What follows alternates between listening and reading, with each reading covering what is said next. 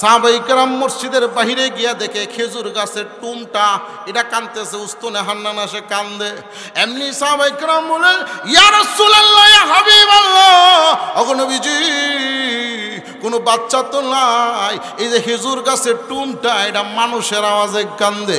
উস্তুনে হান্নানা হে আজ হিজরে রাসূল, নালামি জদ হাম চুয়ার বাবে অকুল, আজ ফেরাকে তুমরা চু সুখতে যা, চুনানা লম্বে তুয়াই জানে যাহা। এই উস্তুনে হান্নানা বাচ্চাদের মতো কাঁদতেছে। আল্লাহ রসুল মসজিদের ভিতর থেকে বের হইয়া উস্তুনে হান্নানা মানে খেজুর গাছের টুমটাকে বলতেছে, কি রে উস্তুনে হান্নানা, তুই কান্দোস কেন? রে উস্তুনে হান্নানা, তুই কেন কান্দিস? উস্তুনে হান্নানা জবাব দেয়, আল্লাহ রসুল বলতেছে, কি রে উস্তে হান্নানা, গুফতে পয়গাম্বর চে খাখি আইসু তু, গুফতে জানম আজ ফেরাকতে গাছতে খু। জালাউদ্দিন রুমি বলেন, আল্লাহ রসুল গিয়া যখন প্রশ্ন করলেন, কে রে উস্তানে হান্নানা, তুই কান্দোস কেন?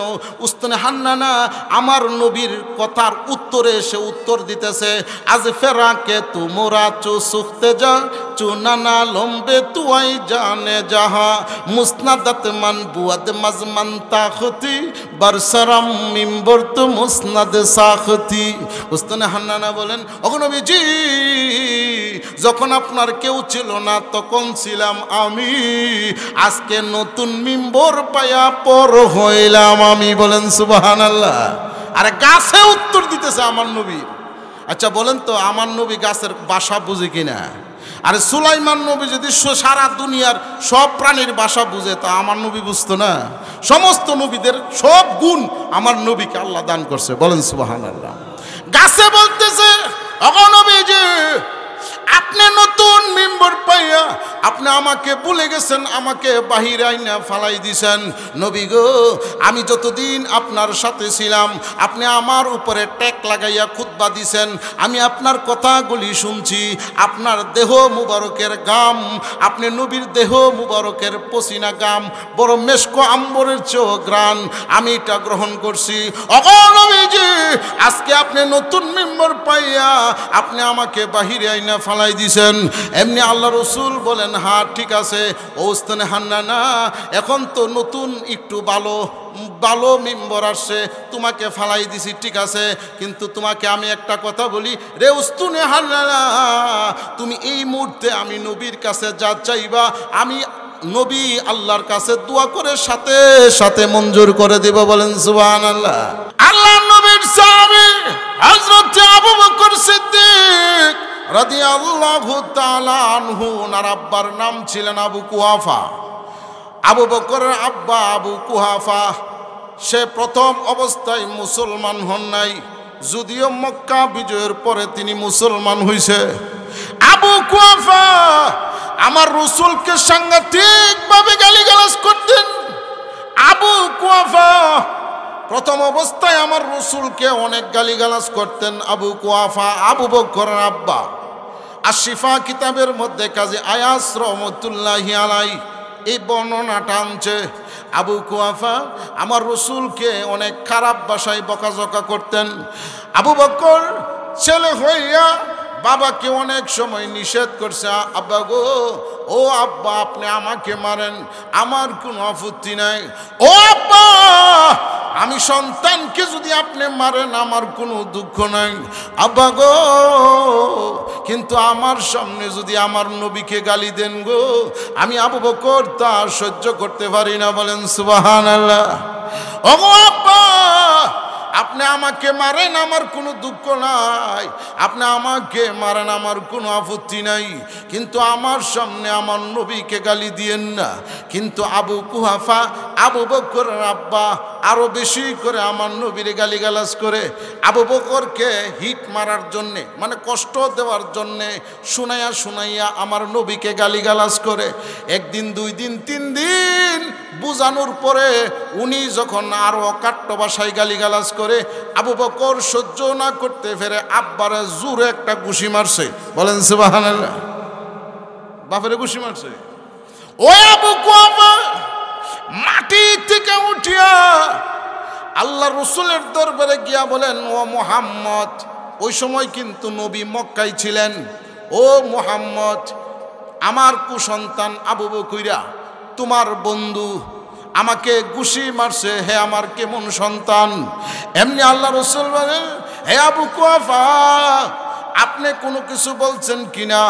না, আমি কিচ্ছু বলি নাই। এমনি এই মুহূর্তে আবার কুর্তি দিয়া আবু বকর উপস্থিত। এমনি আল্লাহ রাসূল বলে, কিরে আবু বকর, তুমি তো কাউকে মারো না, তোমার আব্বাকে কেন মারলা? এইরকম গুম তো তোমার না, তুমি আবু বকর ভালো মানুষ, তোমার আব্বাকে কেন মারলা? আবু বকর বলেন, ইয়া রাসূলুল্লাহ, ইয়া হাবিবাল্লাহ, ওগো নবীজি, আমার আব্বাকে আমি প্রায় সময় বলতাম, আমার সামনে আমার নবীকে গালি দিয়েন না। নবী গো, আমার জন্মদাতা পিতা হতে পারে গো, কিন্তু আপনি নবীর চেয়ে মহব্বতের পাত্র এখনো তিনি হননি। বলেন সুবহানাল্লাহ। ওগো নবীজি, আমার আব্বাকে আমি বারবার বলছি আমার সামনে যেন আপনাকে গালি না দেয়, কিন্তু আমার আব্বা আমাকে শুনাইয়া আপনাকে অকাট্য ভাষায় গালিগালাজ করে। ওগো নবীজি, আমি সহ্য না করতে পেরে আব্বাকে ঘুষি মারছি। এমনি আল্লাহ রাসূল বলেন, কিরে আবু কুহাফা, তুমি ঈমান আনলে আনো, না আনলে নাই, আমি রাসূলকে কেন গালি দাও? তুমি ঈমান আনা না আনা এটা তোমার ব্যক্তিগত বিষয়, আমি নবীরে কেন গালি দাও গো? এমনি এই কথা বলার পরে আবু বকর আব্বা চলে গেছে। আল্লাহ রাসূল আবু বকরকে বলতেছে, আবু বকর রে, লা ইউমিনু আহাদুকুম হাত্তা কুনা হাব্বা ইলাইহি মিন ওয়ালিদিহি ওয়া ওয়ালাদিহি ওয়ান নাসি আজমাইন। বলেন সুবহানাল্লাহ। এ আবু বকর, তোমার যে ঠিক আছে, কারণ আমি রাসূলকে তুমি তোমার আব্বা আম্মা, তোমার সন্তান স্ত্রী সহ এমনকি নিজের জীবনের চেয়ে আমি নবীকে সবচেয়ে বেশি ভালোবাসবা, তুমি ঠিক আছো। কারণ আমার নবীকে যদি আমার আব্বাও যদি গালি দেয়, আমি মুসলমান হইয়া আমি সহ্য করব না। ঠিক কিনা জোরে কন? আরে আমার আব্বা যদি আমার নবীকে গালি দেয়, এটা কি আমি সহ্য করব নাকি? কি বলেন, আপনারা সহ্য করবেন? আচ্ছা বলেন তো, বাপ মার দয়া মায়া বেশি না নবীর দয়া মায়া বেশি? জোরে কন, কেমনে বেশি এটা বুঝবেন কেমনে? আপনার টিস্যু তো নাই, জানে টিস্যু। আচ্ছা, কিয়ামতের কঠিন ময়দানে বাপ মা আমরা পরিচয় দিব? আপনারা কি মনে করেন দিব? আমার নবী সুপারিশ করে জান্নাতে লয়ে যাইব। কি বলেন, ঠিক না? এই জন্য আল্লাহ রাসূল বলছে, বাপ মার চেয়ে বেশি আমি নবীকে ভালোবাসবো। বলেন সুবহানাল্লাহ। ভাইরা আমার, লক্ষ্য করে দেখো, আল্লাহ রাসূলকে আপনি সবচেয়ে বেশি ভালোবাসতে হবে। আল্লাহ রাসূল বলেন, আবু বকর সাবধান, আমি রাসূলকে, তুমি না শুধু যেই ব্যক্তি তার নিজের চেয়ে, বাপ মার চেয়ে, স্ত্রী সন্তানের চেয়ে, এমনকি গোটা দুনিয়ার চেয়ে যে ব্যক্তি আমি রাসূলকে বেশি ভালোবাসবে, সেই প্রকৃত ঈমানদার। বলেন সুবহানাল্লাহ। কাজে আমার সামনে আমার মা বাপ, এমনকি যদি আমার আরও যদি কোনো কাছের আত্মীয় হয়, যদি আমার রাসূলকে গালি দেয়, তা আমি সহ্য করব না। বলেন সুবহানাল্লাহ। ভাইরা আমার, আরেকটা ঘটনা বলি। আশিফা কিতাবের মধ্যে কাজী আয়াস রহমতুল্লাহি আলাই আরেকটা ঘটনা আনছেন, বর্ণনা আনছেন। সেটা হলো আল্লাহ রসুলের এক সাহাবী, তার নাম হলো আব্দুল্লাহ। আব্দুল্লাহ হলো নবীর সাহাবীর নাম, কিন্তু আব্দুল্লাহর বাপ তার নাম হলো উবাই ইবনে সুলুল, নবীজির সবচেয়ে বড় মুনাফিক দুশমন। ঠিক কিনা জোরে কন? উবাই ইবনে সুলুল, তার ছেলের নাম হলো আব্দুল্লাহ। ওই আব্দুল্লাহ নবীজির খাঁটি আশেক, সত্যিকারই মহব্বত করে, কিন্তু বাপ হইল মুনাফিক। কিন্তু একবার এই আব্দুল্লাহর আব্বা উবাই ইবনে সুলুল, সে কি করছে, আল্লাহ রসুলের সাথে এমন বেয়াদবি করছে। কিন্তু ছেলে আব্দুল্লাহ শুনিয়া বড় কষ্ট লাগছে, তরবারিটা বের করছে। এবার আব্বার মাথা আলাদা করে ফেলবে, কিন্তু এর আগে আল্লাহ রসুলের কাছে গিয়া অনুমতি চাইছে। ওগো নবীজি, আমি শুনেছি আমার আব্বা নাকি আপনার সাথে বিয়াদবি করেছে, নবী গো আপনি আমাকে অনুমতি দেন, এই মুহূর্তে আব্বার দেহ থেকে মাথাটা কেটে আপনি নবুয়তের পায়ে হাজির করে দেই। বলেন সুবহানাল্লাহ। এমনি আল্লাহ রাসূল বলেন, রে আব্দুল্লাহ, আমি যদি তোমার আব্বাকে মাফ করে দেই তোমার কোনো অসুবিধা আছে? এমনি আব্দুল্লাহ বলে, না, আমার নবী তো দয়ার নবী, ঠিক কিনা জোরে কন, দয়া মায়া অনেক বেশি। এবার আল্লাহ রসুল বলে, আব্দুল্লাহ রে, আমি তোমার আব্বাকে আমি মাফ করে দিলাম, যাও, তুমি এ ব্যাপারে কোনো চিন্তা করিও না। এবার আব্দুল্লাহ এবার আব্বাকে গিয়ে বলেন, আব্বা গো, আমার নবী আপনাকে বাঁচাইছে, কিন্তু আমি আব্দুল্লাহ বড় কষ্ট লাগছে, আপনি নাকি আমার নবীর মনে কষ্ট দিছেন। ভাইরা আমার, আমি এই দুইটা বর্ণনা এই জন্য বললাম যে আমার নবীকে নিজের বাপ মা এমনকি স্ত্রী সন্তান সহ দুনিয়ার সব কিছু সহ এমনকি আমার নিজের জানের চেয়েও বেশি ভালোবাসতে হবে, ঠিক কিনা জোরে কন। ভাইরা আমার, আর একটু সামনের দিকে যাই, তাহলে ভালোবাসতে হবে সবচেয়ে বেশি, কি বলেন ঠিক নেই? ভাইরা আমার, আল্লাহ নবীর আরেক সাহাবী হযরত আলী রাদিয়াল্লাহু তাআলা আনহু, উনার যে ছোট্ট ছেলে হুসাইন রাদিয়াল্লাহু আনহু, হুসাইনকে গালের মধ্যে চুমা খাইলেন। এমনি হুসাইন বলে, ওগো আব্বাজান, আপনি আমাকে কেন চুমু দিলেন? এমনি আলী বলেন, রে হুসাইন, তোমাকে আমি সবচেয়ে বেশি ভালোবাসি। হুসাইন বলেন, ওগো আব্বাজান, আপনি কি আমার ভাই হাসানকে ভালোবাসেন না? বলে, হ্যাঁ বাসি। আমার মা ফাতেমাকে ভালোবাসেন না? বলে, হ্যাঁ বাসি। তাহলে নানাজিকে কেমন ভালোবাসেন? আরে অনেক ভালোবাসি। ওগো আব্বাজান, তাহলে এই মুহূর্তে নানা যদি বলে, আলী রে, তোমাকে এই মুহূর্তে যুদ্ধের ময়দানে যেতে হবে, আপনি কি আমাদের মায়াই থেকে যাবেন নাকি নানার ডাকে যুদ্ধের ময়দানে জড়িয়ে পড়বেন? এমনি আলী বলেন, রে হুসাইন, এই মুহূর্তে যদি আমার রসুল ডাক দে যুদ্ধের জন্য জীবন দিতে হবে, হুসাইন ভালো করে শুনে রাখ, তোদেরকে ছেড়ে যাইতে আমি 1 মিনিট দ্বিধাবোধ করব না। বলেন সুবহানাল্লাহ। তাহলে নিজের জীবনের চেয়েও আল্লাহ রসুলকে বেশি ভালোবাসতে হবে, ঠিক কিনা জোরে কন। আপনারা ঘুমাই গেছেন গো? আপনাদের কষ্ট হইতেছে? তাহলে নবীরে সবচেয়ে বেশি ভালোবাসতে হবে। আল্লাহ রসুলকে যদি আপনি সবচেয়ে বেশি ভালোবাসেন, তাহলে আমার নবী যা বলবে তার উপর আমল করতে সহজ হবে। আমার নবীকে যদি আপনি সবচেয়ে বেশি মহব্বত করেন, আমার নবী যা বলবে তার উপর আমল করতে সহজ হবে। আর যদি আপনি ভালো না বাসেন, তাহলে এক কান দিয়ে শুনবেন, আরেক কান দিয়ে বের হবে, ঠিক কিনা জোরে কন। এই জন্য সবচেয়ে বেশি আমার রসুলকে ভালোবাসতে হবে। ভাইরা আমার নবীকে যে আপনি ভালোবাসবেন, এই ভালোবাসার জন্য আমার রসুলকে আগে আপনি চিনতে হবে, আমার নবীকে। আরে আমার নবী তো বিশ্ব নবী রাহমাতুল লিল আলামিন। মুখ দেয়া শুধু বলি, আমার নবীকে তো আমি চিনলাম না। আমার নবীকে একটা গুইসাপ পর্যন্ত আমার নবীরে চিনছে, মাছে চিনছে, গাছে চিনছে, গুইসাপও চিনছে, এমনকি জংলার হরিণী পর্যন্ত আমার নবীরে চিনছে, ঠিক কিনা জোরে কন। আপনারা কি কষ্ট হইতেছে? আহা, আমার নবীরে আপনি আমি বাদে সবাই চিনছে, আমরাই চিনছি না, কি বলেন ঠিক নেই?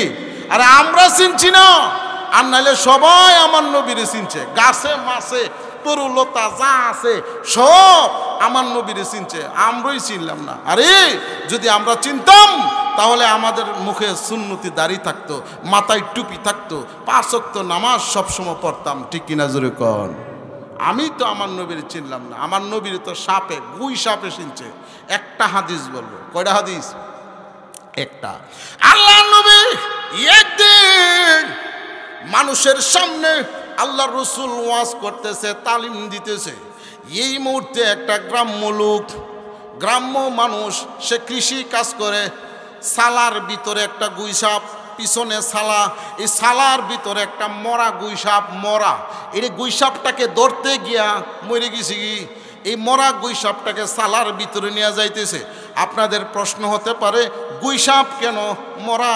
হ্যাঁ, গুইসাপ ওই আরব দেশেও ওই সময় চাষ করা হইতো। আমাদের দেশে যেমন পাঙ্কাশ মাছ চাষ করা হয়, আরবে গুইসাপ চাষ করে ওষুধের জন্যে একটা ওষুধ তৈরি করতো ওই সময়। এই ওষুধটা হলো হরমোন জাতীয় ওষুধ। কি জাতীয়? হরমোন, মানে সেক্সের একটা ওষুধ। এটা গুইসাপের বিষ দিয়া এটা তৈরি করে ওই সময়, মানে এখনও বিভিন্ন জায়গায় আরব দেশে গুইসাপ চাষ করে এবং বিক্রিও করে, ঠিক কিনা জোরে কন। ওই লোকটা আল্লাহর রাসূল তালিম করতেছে, আর ওই লোকটা বড় একটা গুইসাপ, গ্রাম্য লোকটা কৃষি কাজ করে, সে থালার ভিতরে গুইসাপটা নিয়ে চলে যাইতেছে, দেখতেছে একসাথে গোল করে আছে, একজন লোক কথা বলতেছে। এমনি ওই লোকটা একটু আগাইয়া আল্লাহ রসুলের দরবারে গিয়া বলেন, ও নবীজি, আংতাল্লাযী তাদঈকা আন্নাকা নবিয়ুন, ওগো নবীজি, আপনি কি সেই নবী যে নবী নিজেকে নবী দাবি করতেছেন? আপনি কি মুহাম্মদ?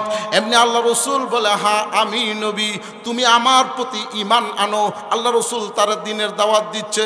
এমনি গ্রাম্য লোকটা ওই গুইসাপটাকে সালার ভিতর থেকে সামনে ফালাইয়া বলতেছে, লাউ ইয়াশহাদু হাযা, এই গুইসাপটা যদি জীবিত হইয়া বলে আপনি নবী, তাহলে আমি আপনার প্রতি ঈমান আনবো। এমনি আল্লাহ রসুল বলেন, ইয়া আইয়ুহাদ-দাব্ব, এ গুইসাপ। এই মাত্র এই কথা বলার পরে আল্লাহ রসুল বলেন, লাব্বাইকা ওয়া সাদাইকা ইয়া রাসূলুল্লাহ। গুইসাপ মাথা লাড়িয়া বলতেছে, ওগো নবীজি, আপনার দরবারে আমি হাজির। বলেন সুবহানাল্লাহ। গুইসাপ জীবিত হয়ে গেছে। এমনি আল্লাহ রসুল বলেন, লিমান তা'বুদ, রে গুইসাপ তুই কার ইবাদত করস বল। এমনি গুইসাপটা বলতেছে, ফিস সামাই আরশুহু, আরশের আসমানে যার আরশ, ওফিল আরদি সুলতানুহু, জমিনে যার রাজত্ব, ওফিল জান্নাতি রহমাতুহু, জান্নাতের ভিতরে যিনি শান্তি রাখছেন, ওফিন নারি ইকাবুহু, এবং জাহান্নামের ভিতরে যিনি শাস্তি পয়দা করছেন, ওই আল্লাহর ইবাদত করি। বলেন সুবহানাল্লাহ। এমনি আল্লাহ রাসূল বলেন, রে গুইসাপ, মান আনা, আর তুই বলে দে আমি কে। এমনি গুইসাপটা বলে, আনতা রাসূল রব্বিল আলামিন, আপনি হলেন বিশ্ব নবী রাহমাতুল লিল আলামিন, ওয়া খাতামুন নাবিয়্যিন, আপনি হলেন শেষ নবী গো। মান আমানা বিকা ফাজ, যে আপনার প্রতি ঈমান না আন, যে আপনার প্রতি ঈমান আনবে সে সফল কাম। ওমান আওরাদা বিকা খাসার, এবং যে আপনাকে তিরস্কার করবে সে বিফল কাম, সে ধ্বংস হয়ে যাবে। ওগো নবীজি, এই মুহূর্তে আমি গুইসাপ, এই মুহূর্তে ঈমান আনলাম, লা ইলাহা ইল্লাল্লাহু মুহাম্মাদুর রাসূলুল্লাহ সাল্লাল্লাহু আলাইহি ওয়াসাল্লাম। সাহেল চলেগা কবি মেরা বেসফিনা, देखेंगे कभी शौक से मक्का व मदीना, देखेंगे कभी शौक से मक्का व मदीना। बोले अल्लाहु আকবার। আর মিয়া মক্কা মদিনার মহব্বত থাকতেইব, কি বলেন ঠিক না? আরে মদিনার মহব্বত যদি অন্তরে থাকে, টাকা পয়সা লাগবে না। কেমনে কেমনে যে মদিনা আল্লাহর আপনার নিয়ে যাইব, এটা আল্লাহই ভালো জানে, ঠিক কিনা জোরে কর। আরে এই যমুনা ফিউচার পার্কের মালিক রে চিনেন কেউ? আপনার এলাকার মানুষকে হুজুর কি কয়? যমুনা ফিউচার পার্ক, ওই যে যমুনা গ্রুপ, ওনার মালিক, ওনার নাম জানেন? বাবুল। ওনার নাম কি? হ্যাঁ, বাবুল মিয়া। উনি করোনার মধ্যে মারা গেছে, করোনাত। কোটি কোটি কোটি কোটি টাকার মালিক, প্রতিদিন কোটি টাকার উপরে তার ভাড়া আসে, ভাড়া। এই যমুনা ফিউচার পার্কের মালিক বাবুল মিয়া, উনি করোনাতে মারা গেছে। উনি মনে কথা বলছে, ডাক্তার আপনি আমাকে বাঁচাই দেন, অর্ধেক সম্পত্তি আপনার নামে আমি দিয়ে দেবো। কি বলেন ঠিক না? এই যমুনা ফিউচার পার্কের মালিক কোটি কোটি কোটি কোটি কোটি কোটি কোটি টাকা, টাকার পাহাড়। বসুন্ধরা গ্রুপের সাথেই তো ওনার এরিয়াটা, বিশাল বড় এরিয়া যমুনা ফিউচার পার্কের যমুনা গ্রুপ। তো আল্লাহর কি মর্জি, এই বন্দা হজ করতে পারছে না। সুবহানাল্লাহ, ভাগ্য কইেন। এই বেটা কি করতে পারছে না ও? হ্যাঁ, তাহলে টাকা থাকলে হজ করা, একটু জোরে কন। ভাইরা আমার, টাকা থাকলে হজ করা যায় না। টাকা থাকলে যদি হজ করা সম্ভব হইতো, যমুনা ফিউচারের পার্কের মালিক হজ করছে না। আরো এমন বহু টাকা পয়সার মালিক আছে, মদিনা যাইতে পারে নাই। মদিনার মহব্বত অন্তরে থাকতে হবে, তাহলেই আল্লাহ আপনাকে কোনো না কোনো ভাবে নিবে। আমি নিজের চোখে দেখছি, কিচ্ছু নাই, বাড়িতে কোনো বিল্ডিং নাই, কিচ্ছু নাই, কিন্তু মদিনার মহব্বত থাকার কারণে সে হজ করাই পড়ছে। ওই কই থেকে আল্লাহর এক বান্দা জোগাড় হইছে, বদলি হজ করে আল্লাহ তারে মক্কা মদিনা জিয়ারত করে নিয়ে পড়ছে। বলেন সুবহানাল্লাহ। তাহলে মক্কা মদিনা মদিনার মহব্বত থাকতে হবে। ভাইরা আমার লক্ষ্য করে দেখেন, একটা গুই সাপ আমার নবীরে চিনছে, ঠিক কিনা জোরে কন। আলোচনা ধারাবাহিকভাবে আলোচনা, একটা গুই সাপও আমার নবীরে চিনছে। ভাইরা আমার আর একটু সামনের দিকে গেলে গাছেও আমার নবীরে চিনছে, বলেন সুবহানাল্লাহ। আরে গাছেও আমার নবীরে চিনছে, আমরা চিনছি না। বড় দুঃখের বিষয়, গাছেও আমার নবীরে চিনছে। যে এর একটা হাদিস বলে, একটা হাদিস, গাছে যে কেমনে আমার নবীরে চিনছে। ভাইরা আমার, আল্লাহ রসুল যখন মক্কা থেকে মদিনায় হিজরত করে গেছে প্রথম বছর, বর্তমানে যে মসজিদে নববী, আল্লাহ রসুলের রোজার সামনে যে মসজিদরা, এই মসজিদের নাম হলো মদিনার মসজিদ। আল্লাহর নবী, বিশ্ব নবী রাহমাতুল লিল আলামিন এই মদিনায় যাওয়ার পরে সর্বপ্রথম মসজিদ বানাইছে এই মসজিদরা। এই মসজিদের মধ্যে মিম্বর নাই, কি নাই?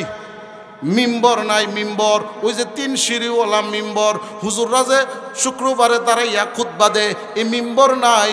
আল্লাহ রসুল তখন একটা গাছ, একটা খেজুর গাছ, তার গুড়িটা ফালাইয়া, আগাটা ফালাইয়া, মাঝখান থেকে এটাকে একটু অ্যাঙ্গেল করে কাটছে, কাইটা এটাকে চেয়ার বানাইয়া আল্লাহ রসুল এটার উপর দাঁড়াইয়া খুতবা দিতেন। এই গাছটার নাম হলো উস্তনে হান্নানা। বলেন সুবহানাল্লাহ। গাছটার নাম কি বলেন? গাছটার নাম কি? উস্তুনে হান্নানা। আল্লাহ নবী এই উস্তুনে হান্নানা, খেজুর গাছের নামটা হলো উস্তুনে হান্নানা, তার গুড়িটা ফালাই দিছে, আগাটাও উপর দিয়া ফালাই দিছে।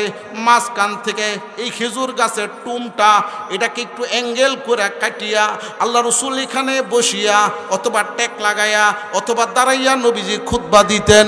কিছুদিন যাবার পরে এক মহিলা আইসা বলতেছে, ইয়া রাসূলুল্লাহ, ইয়া হাবিবাল্লাহ, ওগো নবীজি, আমার বাড়িতে কাঠ আছে, আবার মিস্ত্রিও আছে, নবী গো আপনি যদি অনুমতি দেন গো, আমি নিজ দায়িত্বে একটা মিম্বর বানাইয়া আপনাকে উপহার দিব। বলেন সুবহানাল্লাহ। ওই মহিলা নিজ দায়িত্বে মিম্বর বানাইয়া মিস্ত্রি দিয়া এরপরে মিম্বরটা আনছে। আল্লাহ রসুল সাহাবী কেরামকে বলছেন, ও সাহাবীরা, নতুন মিম্বর, কাঠের মিম্বর। এখানে একটা গুরুত্বপূর্ণ মাসালা, মসজিদের মধ্যে কাঠের মিম্বর থাকা এটা আমার নবীর সুন্নত। বলেন সুবহানাল্লাহ। আরে মসজিদের মধ্যে কাঠের মিম্বর থাকে, এটা কার সুন্নত? বলেন কার সুন্নত? আমার নবীর সুন্নত। মসজিদের মধ্যে কাঠের মিম্বর থাকা এটা আমার নবীর সুন্নত। সর্বপ্রথম কাঠের মিম্বর ছিলেন আল্লাহ নবী। তখনই মিম্বরটাকে মসজিদের ভিতরে ওই যে মেহরাব, ইমাম সাহেব যে নামাজ পড়ায়, এখানে পাচ্ছে, মানে এখানে রাখছে। আর আগের যে খেজুর গাছের টুমটা, মানে উস্তুনে হান্নানার যে খেজুর গাছ, এই টুমটাকে আল্লাহ রসুল বলছে এটাকে বাহিরে ফালাই দিয়ে আসো। সাহাবাই কেরাম এটাকে দরাদরি করে নিয়ে বাহিরে, মসজিদের বাহিরে নিয়ে রাখছে। এমনি ওই একটু পরে, কিছুক্ষণ পরে ওই খেজুর গাছের টুমের আল্লাহ জবান খুলে দিছে, এটা বাচ্চাদের মতো, মানুষের মতো কান্না শুরু করছে। বলেন সুবহানাল্লাহ। সুবহানাল্লাহ জোরে কই না? সুবহানাল্লাহ কইতে টাকা পয়সা লাগে? ও সুবহানাল্লাহ একটু জোরে কইবেন তো। সুবহানাল্লাহর মধ্যে কি পরিণত করেন না, এটা আমার আল্লাহর গুণ। এটা কার গুণ? হ্যাঁ হ্যাঁ, আল্লাহ নবী ওই খেজুর গাছের টুমটাকে যখন বাইরে ফালাই দেওয়ার, এমনি খেজুর গাছের টুমটা বাচ্চাদের মতো কাঁদতেছে। আশপাশে কোনো বাড়িঘর নাই, কোথা থেকে কান্না আসলো রে? আল্লাহ রসুল বলেন, সাহাবীরা রে, দৌড়ায় যাও, গিয়া দেখো কোথায় থেকে কান্নার আওয়াজ শোনা যায়। সাহাবাই কেরাম মসজিদের বাহিরে গিয়া দেখে খেজুর গাছের টুমটা এটা কাঁদতেছে, উস্তুনে হান্নানা সে কান্দে। এমনি সাহাবাই কেরাম বলেন, ইয়া রাসূলুল্লাহ, ইয়া হাবিবাল্লাহ, ওগো নবীজি, কোনো বাচ্চা তো নাই, এই যে খেজুর গাছের টুমটা এটা মানুষের আওয়াজে কান্দে। উস্তুনে হান্নানা হে আজ হিজরে রসুল, নালামি জদ হাম চুয়ার বাবে অকুল, আজ ফেরাকে তুমরা চু সুখতে যা, চুনানা লম্বে তুয়াই জানে যাহা। এই উস্তুনে হান্নানা বাচ্চাদের মতো কাঁদতেছে। আল্লাহ রসুল মসজিদের ভিতর থেকে বের হইয়া উস্তুনে হান্নানা মানে খেজুর গাছের টুমটাকে বলতেছে, কি রে উস্তুনে হান্নানা, তুই কান্দোস কেন রে? উস্তুনে হান্নানা, তুই কেন কান্দিস? উস্তুনে হান্নানা জবাব দেয়, আল্লাহ রসুল বলতেছে, কি রে উস্তে হান্নানা, গুফতে পয়গাম্বর চেখা খি আইসু তু গুফতে জানম আজ ফেরাকতে গাছতে খু। জালাউদ্দিন রুমি বলেন আল্লাহ রসুল গিয়া যখন প্রশ্ন করলেন কে উস্তানে হান্নানা তুই কান্দোস কেন?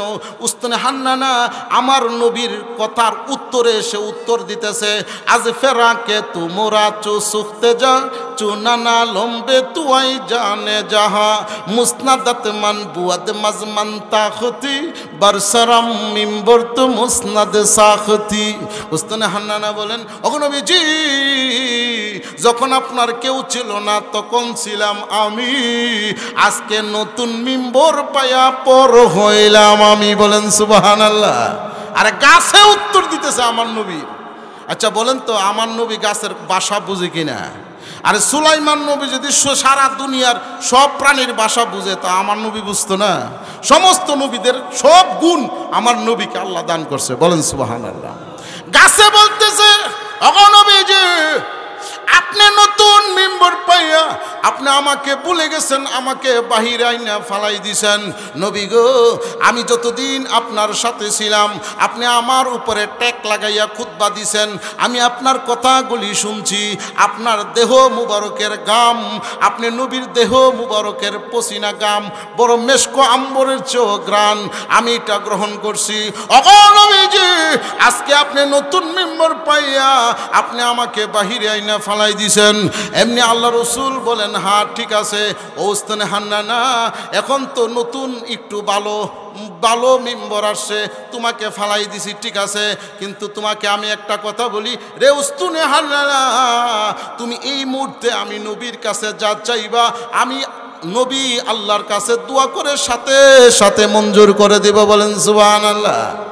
আহা গুফতে আহা হামকে দাইম শুদ্ধ কাশ বাসনুয়ে গাফেল কামাজ চুবে মুবাস।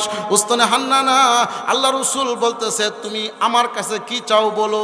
ও উস্তানে হান্নানা তুমি যদি মরতে চাও আমি তোমাকে জীবিত একটা গাছ বানায় দিব, আর গোটা দুনিয়ার খেজুর গাছে খেজুর না থাকলে কিয়ামত পর্যন্ত সব সময় 24 ঘন্টা তুমি গাছের মধ্যে খেজুর থাকবে। বলেন সুবহানাল্লাহ। এমনি উস্তানে হান্নানা খেজুর গাছটা আল্লাহ রসুলকে বলতেছে ওগো নবীজি দুনিয়ার হায়াতটা তো কিয়ামত পর্যন্ত এরপরে শেষ, কিন্তু আমার এই হায়াতের দরকার নাই। নবী গো আপনি আল্লাহর কাছে দোয়া করেন আমি যেন কিয়ামতের মাঠে আপনি নবীর সাথে জান্নাতে যাইতে পারি। হ্যাঁ হ্যাঁ একটা খেজুর গাছ সে আমার নবীর কাছ থেকে পরকাল ছায়া নিছে, আর আমরইলে কইলাম মিলে বৈরব বাজার নরসিংদী 5 তালা করে 2টা বিল্ডিং দরকার। আপনারা ঘুমাই গেছেন কেন আল্লাহ জানে। বাজান কষ্ট হইতেছে। আল্লাহ রাসূল বলেন রে উস্তানে আল্লাহ তুই আমার সাথে জান্নাতে যাবি। বিলাহ ওগো নবীজি আপনি জান্নাতের ভিতরে যে বাড়িটার মধ্যে থাকবেন আমি উস্তানে হান্নানা বাড়ির গেটে খেজুর গাছ হয়ে দাঁড়াই থাকবো। নবী গো একবার আপনি বাড়ির ভিতরে ঢুকবেন আপনি নবীর চেহারা মুবারক আমি দেখব। নবী গো আবার যখন আপনি ঘর থেকে বের হবেন জান্নাতের মধ্যে আপনি নবীর চেহারা মুবারকটা আমি দেখব, আমার কাছে বড় শান্তি লাগবে। এমনি আল্লাহ রসুল বলেন ঠিক আছে রে উস্তানে হান্নানা যা এই মুহূর্তে আমি আল্লাহর কাছে দোয়া করে তোর জন্য মঞ্জুর করে দিলাম, তুই কিয়ামতের মাঠে আমি নবীর সাথে জান্নাতে যাবি। আহা এরাও জান্নাত চিনছে আমরাই চিনলাম না, কি বলেন ঠিক না? আহা আসু তোরা দাফন কারদান দর জমিন তাচ বরদম হাসর গারদা দিয়াউমিদিন। জালাউদ্দিন রুমি বলেন আল্লাহ রসুল তখন উস্তানে হান্নানাকে ইশারা দিয়ে বলেন রে সাহাবীরা আমার উস্তানে হান্নানাকে মানুষের মতো দাফন করে দে। ও সাহাবীরা তোমরা শুনে রাখো আমার উস্তানে হান্নানাকে এইভাবে ফালাইয়া দিস না, এই খেজুরের গাছটাকে মানুষের মতো দাফন করে দে, মানুষ যেভাবে কবর দেস এইভাবে কবর দিয়া দে। কারণ জানোস নি এই উস্তানে হান্নানা কিয়ামতের মাঠে জীবিত হইয়া আমি নবীর সাথে জান্নাতে যাবে। বলেন সুবহানাল্লাহ। বাইরে আমার এই 60 চোর মানুষ ও যুবক ভাইয়েরা, মুরব্বী বাবারা, পর্দা নিশিন মা বোনেরা গো, মা গো, ও যুবক ভাইয়েরা, ও মুরব্বী বাবারা, আপনাদের হাতে পায়ে ধরে বলি, একটা গাছ হইয়া আমার নবীর সাথে যদি জান্নাতে যায়, আপনি আমি উম্মত হইয়া জান্নাতের চিন্তা নাই, ঠিক কিনা জোরে কন? আহা, আমরার চিন্তা নাই, একটা গাছে আমার নবীর সাথে জান্নাতে গেছে। আমার নবীরে হরিণীও চিনছে, কইতাম নি একটা হাদিস, গাছে যে চিনছে, এর আগে গুইসাপ চিনছে একটা হাদিস বলছি, গাছে যে চিনছে একটা হাদিস বলছি, আবার এখন হরিণী যে চিনছে একটা হাদিস বলি। আমার নবী আল্লাহ রাসূলের সাথে হযরত আনাস রাদিয়াল্লাহু আনহু নবীজির সাথে ছিলেন, আর অন্যান্য সাহাবায়ে কেরাম ছিলেন। আল্লাহ রাসূল রাস্তা দিয়ে যাইতেছে, এমনি তাকায়া দেখে ইহুদিরা কয়েকজনে মিল্লা একটা তাবু বাঁধছে, তাবু, এই তাবুর কুটির সাথে একটা হরিণী বান্দা, হরিণী বান্দা, হরিণ না হরিণী, তার দুইটা বাচ্চা আছে। আল্লাহ রসুল যখন এই রাস্তা দিয়া যাইতেছে, হরিণীটা বলতেছে, ইয়া রাসূলুল্লাহ, ওগো নবীজি, এরা আমাকে শিকার করে আইনা বান্দা রাখছে, আমার দুইটা দুধের বাচ্চা আছে, ওগো নবীজি, আপনি এদেরকে বলে দিন তারা যেন আমাকে ছেড়ে দেয়, আমি দুধের বাচ্চাগুলিকে একটা নজর দেখবো গো। ওগো নবীজি, তাদেরকে তো বললে তারা আমার ভাষা বুঝে না, আপনি নবী তো বুঝেন, আপনি এদেরকে বলেন আমাকে যেন একটু নজর, আমার দুইটা বাচ্চাকে এক নজর দেখব, আবার চলে আসব, আমাকে একটু এদের কাছ থেকে ছুটাইয়া দেন। এমনি আল্লাহ রসুল বলেন, এ তাবুর, তোমাদের এই তাবুর মালিককে? ও হুজুর, এক লোক দৌড়ে আসছে, আইসা কো হুজুর, আমি হইলাম এটার মালিক, এটার আমি দৌড়ে আনছি। এমনি আল্লাহ রসুল বলেন, শোনো, আমি নবী বলতেছি, এই হরিণীর দুইটা বাচ্চা আছে জঙ্গলার মধ্যে, আমি তোমাদেরকে বলতেছি, হরিণীটা তাদের বাচ্চাগুলিকে একবার দেখিয়া একটু দুধ খাওয়াইয়া আবার চলে আসবে। আমি নবী যতক্ষণ পর্যন্ত হরিণীটা না আসবে, আমি মুহাম্মদ এখানে দাঁড়ানো থাকবো, তোমাদের কোনো অসুবিধা আছে? না হুজুর, কোনো অসুবিধা নাই, আপনি জিন্দেগিতেও একটা মিথ্যা কথা বলেন না, আপনার কথা সত্য, ঠিক আছে। সাথে সাথে হরিণীর বান ছুড়াইয়া দিছে, হরিণী দৌড়াইয়া গেছে জঙ্গলার মধ্যে, গিয়া দেখে দুইটা বাচ্চা, দুধের বাচ্চা, দুধের কারণে বাচ্চাগুলি ছোট, দুধের বাচ্চা, দুধ নাই, মা নাই, বাচ্চাগুলি কাঁদতেছে। হরিণী দৌড়াইয়া যাওয়ার পরে দুইটা বাচ্চা হরিণীর সে দুধ খাওয়াইছে, দুধ খাওয়াইয়া এরপরে সুন্দর করে ঘুম পাতাইয়া আবার চলে আসে। আল্লাহ রসুল বলেন, কিরে তুমি হরিণী বুঝা পাইছুনি? ও হুজুর, আমি বুঝ পাইছি, এবার যাইতে পারেন।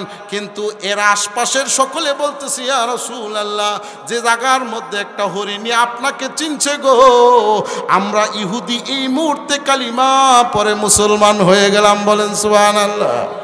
হুজুর, আর দেরি নাই, হরিণী আপনারা চিনছে, আমরা চিনলাম না। সবাই সাথে সাথে বলছে, লা ইলাহা ইল্লাল্লাহু মুহাম্মাদুর রাসূলুল্লাহ সাল্লাল্লাহু আলাইহি ওয়াসাল্লাম। মাদরারা মেহরুমান আমুখতম চুবুয়াদ শামাইকে মান আফরুখতম। বলেন আল্লাহু আকবার। আপনাদের কষ্ট হইতেছে না? তাহলে গাছে চিনছে আমার নবীরে, মাছও চিনছে, গুইসাফও চিনছে, হরিণীও চিনছে, আমরাই চিনলাম না, ঠিক কিনা জোরে কন? আহা, তাহলে আমরা কিভাবে চিনবো? আমরা চিনবো আমার নবীকে। আমি চিনলাম যে আল্লাহর পরে যার সম্মান, সমস্ত সৃষ্টির ঊর্ধ্বে যার সম্মান, তিনি হলেন আমার নবী, বিশ্ব নবী, রাহমাতুল লিল আলামিন। এখন আমার নবীর পরিচয় পাইলাম, এখন মহব্বত করতে হইব সাহাবাই কেরাম যেভাবে মহব্বত করছে। এখন সাহাবাই কেরাম তো আল্লাহ রসুলকে দেখে মহব্বত করছে। আচ্ছা বলেন তো, এখন কি নবী আছে? নাই। তাহলে এখন আপনি কিভাবে মহব্বত করবেন? আল্লাহ রসুল বলেন, মান আহাব্বা সুন্নতি ফাকাদ আহাব্বানি ওয়া মান আহাব্বানি কানা মাই ফিল জান্নাহ। রে উম্মত, আমাকে আমার সাহাবায়ে কেরাম দেখার পরে ঈমান আনছে, আমল করছে, আমার সাথে জান্নাতে গেছে, গাছও আমার সাথে জান্নাতে যাবে। ও উম্মত, আমি তো নবী চিরকাল থাকবো না, আমি তোমাদের কাছে একটা মেসেজ দিয়া যাই। কি মেসেজ? ও উম্মত, তুমি ভালো করে শুনে রাখো, তুমি যদি আমার একটা সুন্নতের উপর আমল করতে পারো, আমি নবী ঘোষণা দিলাম, আমি নবীর সাথে আল্লাহর তৈরি জান্নাতে যাইবা। এই জন্য আমার নবীর সুন্নতের উপর আমল করতে রাজি আছেন তো ইনশাল্লাহ? আহা তাসিল ইলাহা ওয়া আনতা তুযহিরু হুব্বাহু তাসিল ইলাহা ওয়া আনতা তুযহিরু হুব্বাহু ওয়া হাযা আমরি ফিল ফিআলি বাদিউ। কবি বলেন শোনো, তুমি যদি আমার নবীরে মহব্বত করো, হারে আমার রসুলকে যদি তুমি মহব্বত করো, তাহলে জিন্দিগি তো কোনোদিন আমার নবীর সুন্নত ছাড়বা না, ঠিক কিনা জোরে কন। আরে তুমি যদি আমার নবীরে ঠিক মতো মহব্বত করতা, তাহলে জিন্দিগি তো তুমি আমার নবীর নাফরমানি করতা না। লাউ আন্নাকা সাদিকান লা আতা'তাহু ইন্নাল মুহিব্বা লিমান ইউহিব্বু মুতিউ। কবি বলেন, ও পৃথিবীর মানুষ, তুমি যদি আমার নবীকে সবচেয়ে বেশি মহব্বত করতা, তাহলে তো আমার নবী যা বলে তার উপরে আমল করতা, ঠিক কিনা জোরে কোন। ভাইরা আমার, একটু লক্ষ্য করে দেখেন, আপনি আমি মরতে হবে, মরণ থেকে বাঁচার উপায় কারো নাই। যদি আপনি আমি আমার নবীর সুন্নত তরিকায় আল্লাহর হুকুমগুলি যদি পালন করি গো, কিয়ামতের কঠিন ময়দানে কেউ পরিচয় না দিলে আমার নবী আপনি আমাকে সুপারিশ করে আল্লাহর তরি জান্নাতে নিয়ে যাবে। বলেন সুবহানাল্লাহ। ভাইরা আমার, আল্লাহ রসুল আরেক হাদিসে বলেন, মান হাফাজা সুন্নতি আকরামাহুল্লাহু বিআরবাঈ খিসালিন। আল্লাহ নবী রাহমাতুল লিল আলামিন বলেন, যে ব্যক্তি আমার সুন্নতকে অনুসরণ করবে, আমার সুন্নতের উপর আমল করবে, আল্লাহ রসুল বলেন আল্লাহ তারে 4টা পুরস্কার দিবে। কয়টা পুরস্কার? 4টা। আল্লাহ রসুল বলেন, যে ব্যক্তি দুনিয়াতে আমার সুন্নতের উপর আমল করবে, মহান আল্লাহ তার দুনিয়াতে 4টা পুরস্কার দিবে। 1 নম্বর হলো আল মুহাব্বাতু ফি কুলুবিল বারারা, দুনিয়ার সকল মাখলুকের ভিতরে তার মহব্বত ঢুকাই দিবে। বলেন সুবহানাল্লাহ। দুনিয়ার মানুষে তাকে দেখলেই মহব্বত করবে। ভাইরা আমার, আল্লাহ রসুলের সুন্নতের উপর যদি কেউ সঠিকভাবে আমল করে, সে রাস্তা দিয়ে হাঁটলে মানুষে তাকে মহব্বত করবে, পশু পাখি তাকে মহব্বত করবে। অর্থাৎ যে ব্যক্তি আমার নবীর সুন্নতের উপর আমল করে, দুনিয়াতে 4টা পুরস্কার। 1 নম্বর হইল আল মুহাব্বাতু ফি কুলুবিল বারারা, দুনিয়ার সমস্ত মানুষ তাকে দেখলেই মহব্বত করবে। 2 নম্বর হইল ওয়াল হাইবাতু ফি কুলুবিল ফাজারা, তার যত দুশমন আছে, মানুষ হোক জিন হোক, সমস্ত দুশ্মন তাকে দেখলে ভয় করবে। বলেন সুবহানাল্লাহ। নাম্বার 3 ওয়াসাতু ফির রিজকি, যে ব্যক্তি নবীর সুন্নতের উপর আমল করবে, দুনিয়ার 3 নম্বর পুরস্কার, আল্লাহ তার রিজিক বাড়াইয়া দিবে। বলেন সুবহানাল্লাহ। নাম্বার 4 নম্বর পুরস্কার হইল ওয়াসিকাতু ফিদ্দিন, তার উপর যত জোর তুফান আসুক না কেন, সে কোনোদিন আমার নবীর দিন ছাড়বে না। বলেন সুবহানাল্লাহ। বলেন ঠিক নেই হাদিসটা? আল্লাহ রসুলের সুন্নতের উপর যে ব্যক্তি আমল করবে, তার দুনিয়াতে 4টা পুরস্কার। 1 নম্বর হইল সকল মাখলুক তাকে মহব্বত করবে। 2 নম্বর হইল তার যে শত্রু আছে, শত্রুরা তাকে দেখলেই ভয় করবে। নাম্বার 3 নম্বর হইল আল্লাহ তার রিজিক বাড়াইয়া দিবে। নাম্বার 4 নম্বর হইল যে যত জোর তুফান আসুক না কেন, কেস মামলা হামলা যত কিছু, জেলখানায় যদিও রাখে, এরপর আমার নবীর ইসলাম ছাড়বে না। বলেন সুবহানাল্লাহ। এই হলো 4টা পুরস্কার। যে ব্যক্তি আমার নবীর সুন্নতের উপর আমল করবে, আল্লাহর হুকুম পালন করবে, আর আমার নবীর সুন্নতের উপর আমল করবে, তার দুনিয়ার 4টা। আল্লাহ রাসূল বলেন, যে ব্যক্তি আমার সুন্নত ছেড়ে দিবে, মান তারাকা সুন্নতি, যে ব্যক্তি আমার সুন্নত ছেড়ে দিবে, আল্লাহর হুকুম পালন করবে না, দুনিয়াতেও তার দুনিয়া আখিরাতে তার 4টা শাস্তি। কয়টা শাস্তি? 4টা। সুন্নতের উপর আমল করলে 4টা পুরস্কার, আবার যদি সুন্নতের উপর আমল না করেন তাহলে 4টা গজব, মানে 4টা শাস্তি। 1 নম্বর হইল লাম ইয়ানাল শাফাআতি, ওই উম্মত সে কিয়ামতের মাঠে আমি নবীর কোনো সুপারিশ পাবে না। 2 নম্বর ওয়ালাম ইয়ারিদ আলা হাউজি, এবং আমি নবী তাকে হাউজে কাউসারের পানি খাওয়াবো না। 3 নম্বর হইল ওয়ায়ুবাসুল্লাহুল মুনকার ওয়াল নাকির ফি গদাবি, এবং কবরের মধ্যে মুনকার নাকির রাগের সহিত তাকে প্রশ্ন করবে। নাম্বার 4 নম্বর হইল ওয়ালাহুম আযাবুন আলিম। বলেন নাউজুবিল্লাহ। কিয়ামতের কঠিন ময়দানে তার জন্য যন্ত্রণাদায়ক শাস্তি রাখা হবে। ভাইরা আমার, আমি আপনাদেরকে মহব্বতে বলি, আল্লাহ রসুলের সুন্নত তরিকায় জীবন চালাইলে দুনিয়াতে 4টা পুরস্কার, আর আমার নবীর সুন্নত ছেড়ে দিলে 4টা শাস্তি, কবরে মরণের পরে 4টা শাস্তি। ভাইরা আমার, আপনারা এবার ওয়াদা করেন আজকে থেকে আমার নবীর সুন্নতের উপরে চলবেন, বলেন আমিন। সবাই বলেন আমিন। আরে আজকে থেকে আমার নবীর সুন্নতের উপর চলবেন তো ইনশাল্লাহ? আরে সুন্নত আমল করতে গিয়ে কি ফরজ ছেড়ে দিবেন? আরে না, আল্লাহর হুকুমগুলি আমার নবীর সুন্নত তরিকায় চালাইবেন, পারবেন তো ইনশাল্লাহ? হ্যাঁ হ্যাঁ, আল্লাহর হুকুম আমার নবীর সুন্নত তরিকায় চললে দুনিয়াতে 4টা পুরস্কার, পরকালেও 4টা শাস্তি থেকে আপনি বাঁচবেন।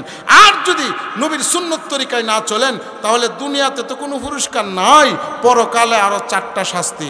সবাই ওয়াদা করেন, হুজুর এখন থেকে নিয়ত করব যে আমার নবীর সুন্নত, আল্লাহর হুকুম, আমার নবীর তরিকায় ইনশাল্লাহ আমল করব, বলেন আমিন। সামনে যাই, আর একটু সামনে। আমার নবীর সুন্নত তরিকায় চললে, আল্লাহর হুকুম পালন করলে, নবীর সুন্নত তরিকায় চললে কিয়ামতের মাঠে কেউ কাউকে পরিচয় না দিলেও আমার নবী আপনাকে সুপারিশ করে জান্নাতে নিয়ে যাবে। এটা হলো সবচেয়ে বড় পুরস্কার। আচ্ছা, কিয়ামতের মাঠের অবস্থা কেমন হবে আমি আপনাদেরকে 2 মিনিট একটু বলবো। হ্যাঁ, কিয়ামতের মাঠ কোথায় হবে এটা জানেন কেউ? না, কেউ জানেন না। কিয়ামতের মাঠ কোথায় হবে কেউ জানেন না। কিয়ামতের মাঠ কোথায় হবে? আরে কিয়ামতের মাঠ তো এই জমিনে হবে না, এই জমিন তো উঁচা নেচা। বাংলাদেশ হলে একটু ডাউন, সৌদি আরব হলো উঁচা জায়গা, ঠিক না? কিয়ামতের মাঠ এমন হবে না, কিয়ামতের মাঠ হবে একদম সমতল। এই মাথা থেকে তাকাইলে ওই মাথা দেখা যাবে, বলেন সুবহানাল্লাহ। এই জমিন আর জমিন থাকবে না। ইয়াউমা তুবাদদালুল আরদু গায়রাল আরদি ওয়াস সামাওয়াত। আল্লাহ বলেন এই জমিন এবং আসমান সব পরিবর্তন করে দিব। জমিন আর জমিন থাকবে না, তামার হয়ে যাবে, তামার, বলেন সুবহানাল্লাহ। আমার আল্লাহর এই শক্তি আছে না নাই? আরে আমার আল্লাহর এই শক্তি আছে না নাই? আহা, তামার হয়ে যাবে ওই কঠিন মুহূর্তে। আল্লাহ রসুল বলেন, শোনো, যে আমি নবীর সুন্নতের উপর চলবে, ওই দুনিয়ার ওই পরকালে হাসরের মাঠে ওই কঠিন মুহূর্তে আমি নবী কেউ কাউকে পরিচয় দিবে না, আমি রসুল তাকে সুপারিশ করে আল্লাহর তৈরি জান্নাতে নিয়ে যাব, বলেন সুবহানাল্লাহ। একটা হাদিস, আপনাদের কষ্ট হইতেছে? একটা হাদিস মাত্র, যে আমি যদি আল্লাহর হুকুম আমার রসুলের সুন্নত তরিকায় চলি তাহলে একটা হাদিস শুধু বলবো, আপনি আমাকে যে কিভাবে সুপারিশ করবে, আর কিয়ামতের মাঠটা যে কত বড় ভয়ানক হবে। আল্লাহর নবী রাহমাতুল লিল আলামিন, আল্লাহ রসুল বলেন, আনা সাইয়্যিদুল কওমি ইয়াউমাল কিয়ামতি। সাহাবীরা রে, কিয়ামতের মাঠে আমি নবী থাকবো সমস্ত জাতির সর্দার, বলেন সুবহানাল্লাহ। এমনি সাহাবায়ে কিরাম প্রশ্ন করলেন, কাইফা ইয়া রাসূলুল্লাহ, ওগো নবীজি এতগুলি মানুষের নেতৃত্ব আপনি একা কিভাবে দিবেন? এমনি আল্লাহ রসুল বলেন, ইয়াকুমুন নাসু লিরাব্বিল আলামিন। সাহাবীরা রে, কিয়ামতের মাঠে যখন সকলে আল্লাহর সামনে দাঁড়াবে, ওই আনফাজুহুমুল বাসার, মানুষের দৃষ্টি থাকবে উপরের দিকে, ও তাদুনুস শামসু মির রুউসিহিম, এবং মানুষের মাথার অর্ধ হাত উপরে থাকবে সূর্য, বলেন সুবহানাল্লাহ। মানুষ কিয়ামতের কঠিন ময়দানে আল্লাহর সামনে যখন দাঁড়াবে, মানুষের মাথার অর্ধ হাত উপরে থাকবে সূর্য। ও আল্লাহ রসুল বলেন, ফায়াস্তাদ্দু আলাইহিম হাররুহা, সূর্যটা যখন মানুষের মাথার অর্ধ হাত উপরে থাকবে, সূর্যের গরমে মানুষের মাথার মগজ একদম টকবক করতে থাকবে। ওয়ায়াশুক্কু আলাইহিম দুনুহা মিনহুম, আল্লাহ রসুল বলেন এই সূর্যের গরমে মানুষের মাথার মগজটা গলে গলে পড়তে থাকবে, বলেন নাউজুবিল্লাহ। কিয়ামতের মাঠে এই সূর্যের এমন তাপ লাগবে, আল্লাহ রসুল বলেন, ফায়ানতালিকুনা মিনাল জাযাই ওয়াদ দাজারি মিম্মা হুম। সাহাবীরা রে, মানুষ একটা দৌড়াদৌড়ি আরম্ভ করবে কিয়ামতের মাঠে। একজন একটা দৌড় দিবে যেমন নরসিংদী, এদিক দা দৌড় দিবে যেমন ভৈরব বাজার। বিলে কেন? ওখানে গেলে মনে হয় সূর্যের পূর্ব দিক থেকে যে সূর্য উঠে, ভৈরব বাজারে যেমন আলু দেয়, নরসিংদী আলু দেয় কিনা? দেয়নি, দেয়। ওই সূর্য সকালবেলা সূর্য উঠলে ভৈরবে যেমন আলু দেয় মৌসুন্দিও আলু দেয়। আবার যখন আপনি ঢাকা শহর যাবেন ওই সূর্যের কিন্তু রৌদ্র লাগে, সমানভাবে লাগে। ঠিক তেমনিভাবে কিয়ামতের মাঠে মানুষের অর্ধ হাত উপরে যখন সূর্য থাকবে, সকলের মানুষের মাথার উপরে সমানভাবে হিট লাগবে, মানে তাপ লাগবে, গরম লাগবে। মানুষ একটা দৌড়াদৌড়ি আরম্ভ করবে।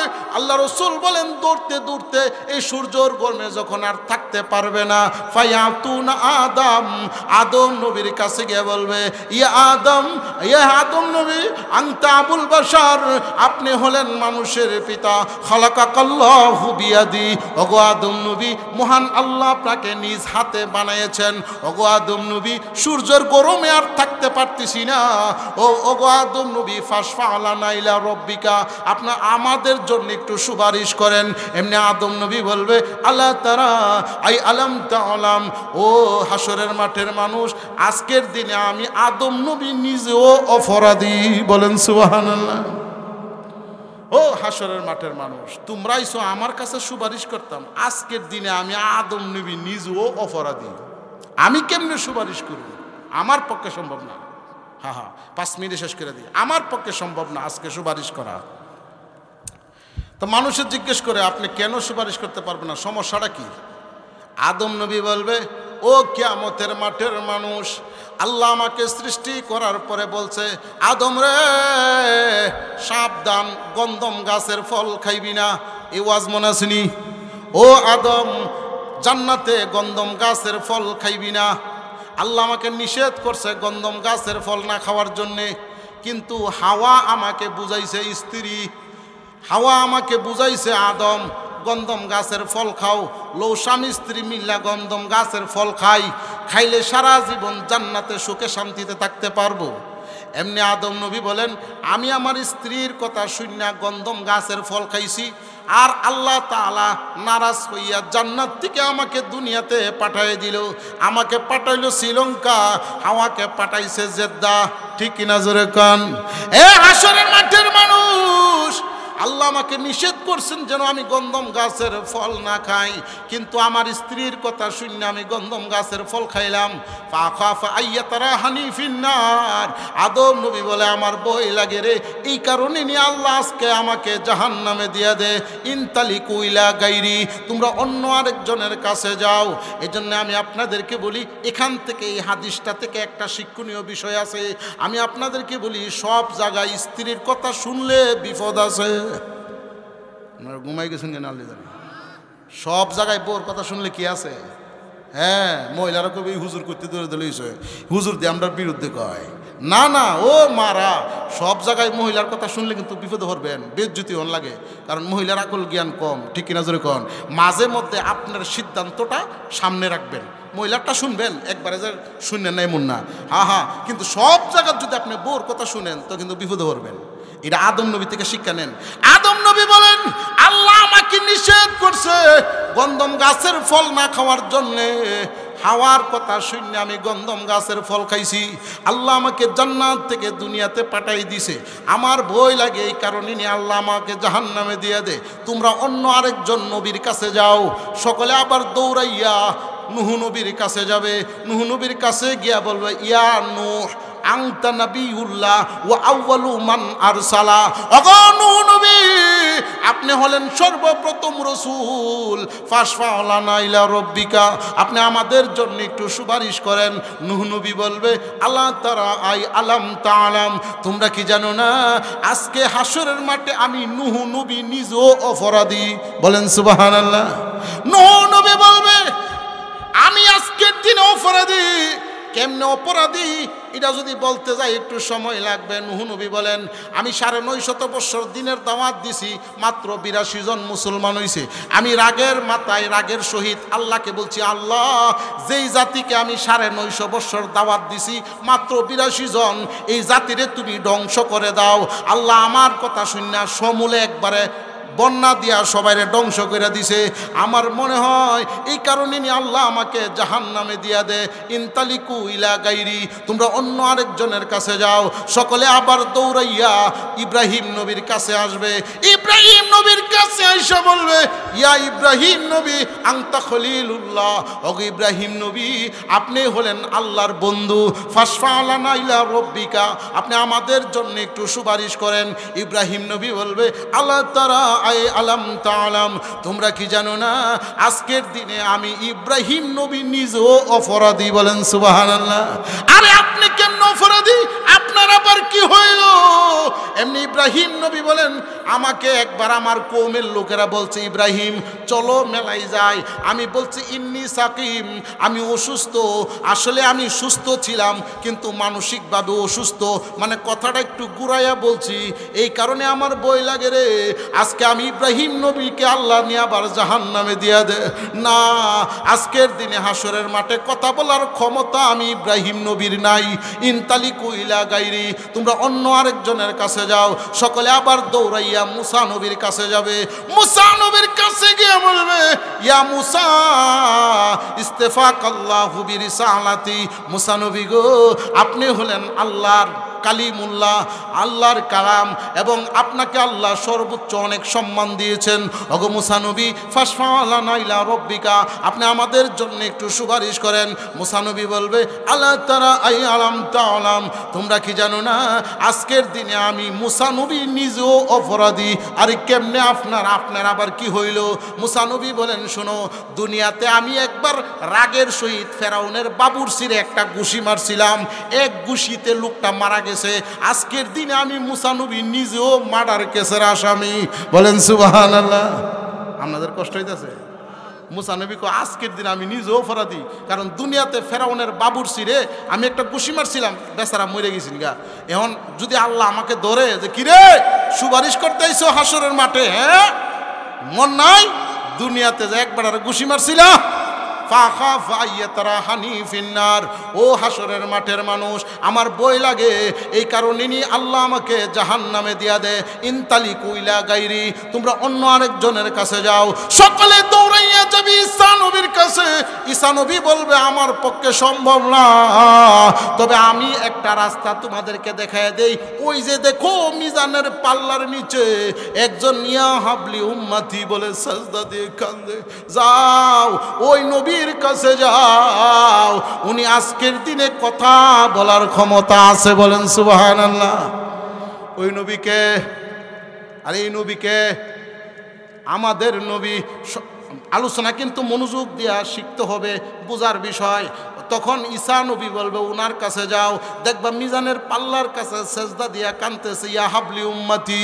তখন সকলে গিয়া আল্লাহ রাসূলের কাছে গিয়া বলবেন, ইয়া রাসূলুল্লাহ, ইয়া হাবিবাল্লাহ, ওগো নবীজি আপনি হলেন বিশ্ব নবী, রাহমাতুল লিল আলামিন। নবী গো, সূর্যের তাপ হাসরের মাঠে আর সহ্য করতে পারতেছি না, নবীজি আপনি আল্লাহর কাছে আমাদের জন্য একটু সুপারিশ করেন। তখন আল্লাহ রাসূল বলেন, ও সাহাবীরা তোমরা শুনে রাখো, আমি তখন আল্লাহর কাছে সুপারিশ করব, আয় আল্লাহ আমার উম্মত এত বড় সূর্যের নিচে আর সহ্য করতে পারে না, আল্লাহ তুমি বিচারের কাজ আরম্ভ করো। তখন আল্লাহ বলবেন, ওগো ইয়া মুহাম্মদ ইরফা রাসাকা, ওগো নবীজি আপনি মাথা উঠান। দুনিয়াতে আবু জাহিল আপনাকে অনেক কষ্ট দিছে, দুনিয়াতে আবু জাহিল আপনাকে অনেক মারছে, নবী গো আজকে হাসরের মাঠে আমি আল্লাহ আপনি নবীর চোখে পানি দেখতে রাজি না। ওগো নবীজি আপনি যেভাবে বলবেন হাসরের মাঠের বিচারটা আমি ওইভাবে করব। এমনি আল্লাহ রাসূল বলেন, আমার সুপারিশে আমার এক একটা উম্মত বিনা হিসাবে আল্লাহর তৈরি জান্নাতে যাবে। ও মিয়া, এই সুপারিশ কখন পাবেন? আপনি যখন আল্লাহর হুকুম আমার নবীর তরিকায় চলবেন। রাজি আছেন তো ইনশাল্লাহ? এখন আসেন, আমি যে ওয়াজটা ওই যে প্রথম থেকে যে আল্লাহর হুকুম আমার নবীর তরিকায় চললে আপনি আল্লাহ রসুল এবং আমার নবীর তরিকায় চলতে হবে। চলতে গেলে কি করতে হবে? আগে আমার রসুলকে চিনতে হবে, চিনার পরে আমার নবীকে সবচেয়ে বেশি মহব্বত করতে হবে, নিজের বাপ মা স্ত্রী সন্তান নিজের জীবনের চেয়েও বেশি। আর মহব্বত কিভাবে করবেন? আলহামদুলিল্লাহ একটু সময় বলছি।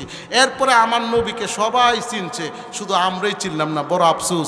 এরপরে যদি আপনি আল্লাহর হুকুম আমার নবীর তরিকায় চলেন, দুনিয়াতে 4টা পুরস্কার, আমার নবীর সুন্নত তরিকায় না চললে পরকালে 4টা শাস্তি। এরপরে যদি আমার রসুলের সুন্নত তরিকায় আপনি চলেন, সর্বশেষ সফলতা। ওই যে প্রথম আয়াতটা পড়ছিলাম, আল্লাহ যে বলছে ওমাইয়ুতিল্লাহ ওয়া রাসূলাহু, যে ব্যক্তি আল্লাহ এবং তার রসুলকে অনুসরণ করবে, ফাকাদে ফাজা ফাউজান আযীমা, সে মহা সাফল্য অর্জন করিবে।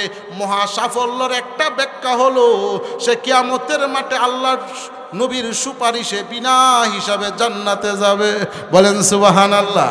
তাহলে ওই একটা আয়াতের উপর আজকের এই 1 ঘন্টা আলোচনা, সোয়া ঘন্টা আলোচনা শুধু একটা আয়াতের উপরে, যে আল্লাহর হুকুম আমার নবীর সুন্নত তরিকায় চললে দুনিয়াতে কি কি পুরস্কার, পরকালে কি কি শাস্তি মানে পুরস্কার, এরপরে সর্বশেষ পুরস্কার হলো আমার নবীর সুপারিশ পাওয়া যাবে। ঠিক কিনা জোরে কোন? আল্লাহ আমাদের সকলকে গোটা জিন্দেগি মরণের আগ পর্যন্ত আল্লাহর হুকুম এবং আল্লাহ রসুলের সুন্নত তরিকায় চলার তৌফিক দান করে। সকলে বলেন আমিন। ওয়া আখির দাওয়ানা আনিল হামদুলিল্লাহি রাব্বিল আলামিন।